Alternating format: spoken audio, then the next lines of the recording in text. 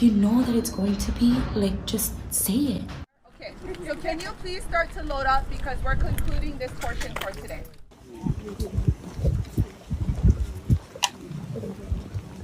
Chief, did fire units get this far?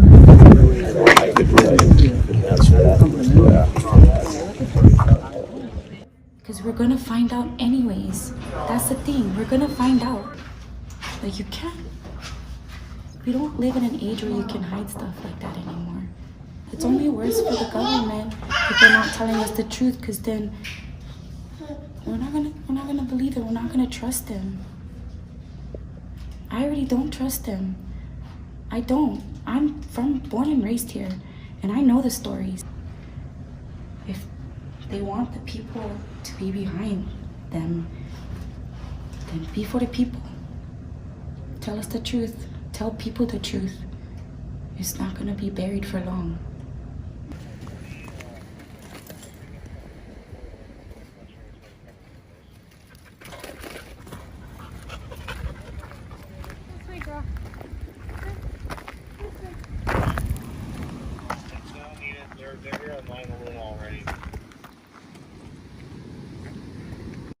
She is 100% correct. We live in a day and age where you can't just simply lie to all of us anymore. Well, you know what? Let me correct that statement. We live in a day and age where they can't just lie to half of us anymore and get away with it. I know half of our population, they trust the government. They support these billion-dollar corporations. They trust Big Farm.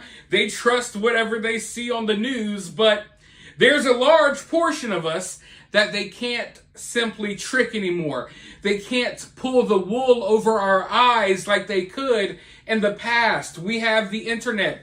We have tools. We are spreading information like wildfires, just like all of these fires that are mysteriously starting all around the world. I wonder why, but she makes a good point. And she makes a point that I have been trying to make for years, over the span of multiple disasters and multiple catastrophes. And that point is, you see, they get in such an uproar.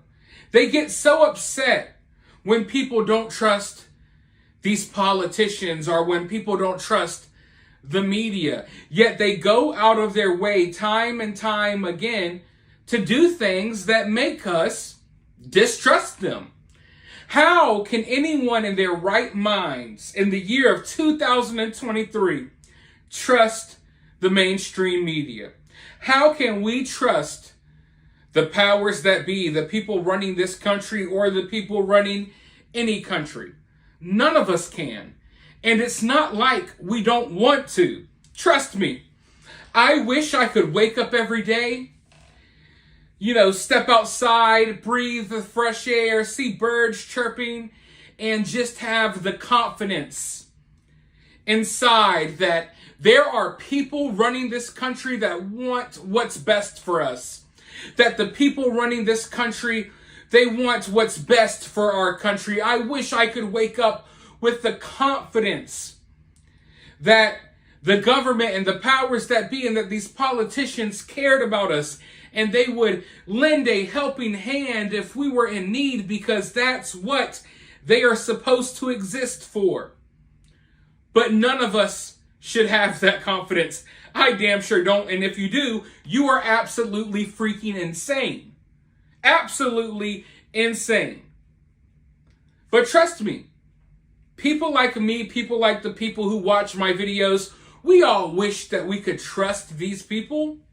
We all wish that we had nothing to worry about.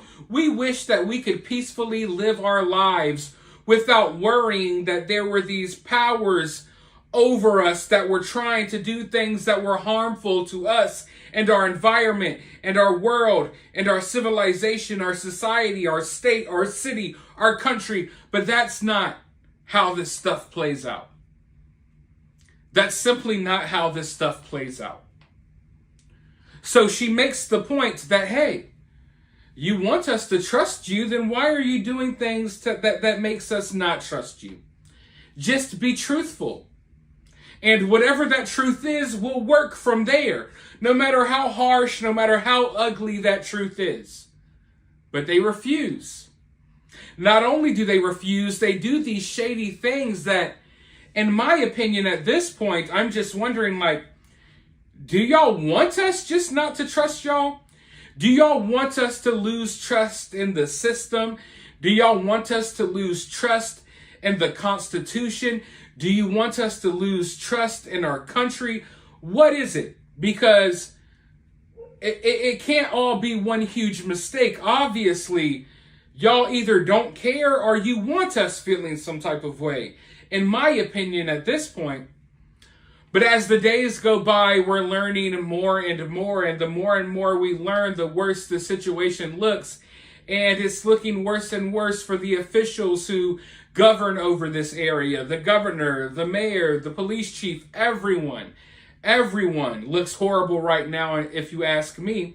And now they've reached the point where they are denying things that are very obviously true. You know, we have evidence that roads were blocked. We have evidence that water was shut off. We have evidence that people were steered towards the danger, yet they're trying to deny that this happened. And we're finding out that in like people such as the mayor, they weren't even really caring about what was going on as these flames were raging.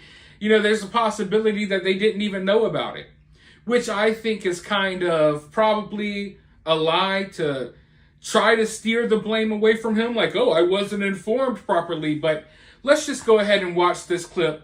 You form your own opinions. Drop your opinions in the comments below. And right after this clip, I'll be back with more thoughts. When did they know, and what time did county leaders realize they were no longer dealing with a brush fire, but an urban inferno, threatening every living thing in Lahaina town?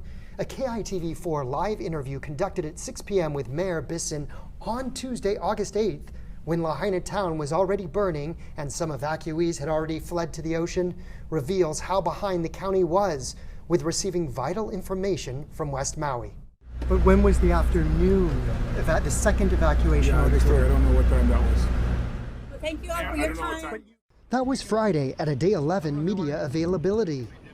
But a week and a half earlier, on the day of the fire, KITV4 asked Maui Mayor Richard Bisson in a live 6 p.m. newscast if there were any evacuations to Lahaina area shelters. Is there any word on how many people are currently using the shelters at this time? Because of the structures that are being impacted, those numbers have increased. I can't tell you the exact number right now. The county Facebook page and release did not post an evacuation order as it did previously for Kula at 3:50 p.m., but simply noted of the bypass area of Lahaina Luna that evacuations are occurring. I'm happy to report that the road is open to and from Lahaina, Hoki'okio Road. The mayor appears unaware here at 6:03 p.m. that Front Street has already been burning, and that nearly 2 hours earlier Lahaina town was shrouded in smoke, as seen here at 1010 Front Street on the north side of town. 4 o'clock in the afternoon here. A half hour before the mayor's interview, evacuees had already fled into the water at 5:33 p.m. when this video was shot. Smoke starting to come, which means the fire's starting to die. And this video from the highway to the south of Lahaina shows the town up in smoke at 5:34 p.m. But again, we had some challenges earlier today trying to get people in and out of Lahaina. That road opened at about 5 p.m. Which would mean due to down power lines, Hoki'okio Place was shut down before 5 while the fire was spreading, hindering southbound evacuees from accessing the main road leading uphill from town to the southbound bypass. And there's a perfect example right there. They want us. They literally had a whole press conference where this exact mayor was like, don't believe the things you see online. You should only get your information from us. People online are lying. Yet here you are lying on the news. You're getting caught in lies. You're refusing to answer questions most of the time. But when you do, you're contradicting what you've said in the past. And then you and the police chief and every other official, you're all telling a different story. And for some reason, All of your stories are drastically different. Your account of events are drastically different than everyone who was actually caught in the fire. And like I told you from day one, I don't care what title or what rank these people have. I don't care if you're the top military general, police commander, chief and freaking inspector. I don't give a damn who you are. When it comes to situations like this, I believe the people who actually experienced it. I believe the regular, normal, everyday people on the ground that are going through these things. That's who I choose to get my information from. And I'm glad I do, because they're the ones telling the truth, while all of these other people who we elected or were paying to be in these positions are lying to cover their own behinds or to cover someone else's behind that's far more powerful than them. We see it time and time again. Why?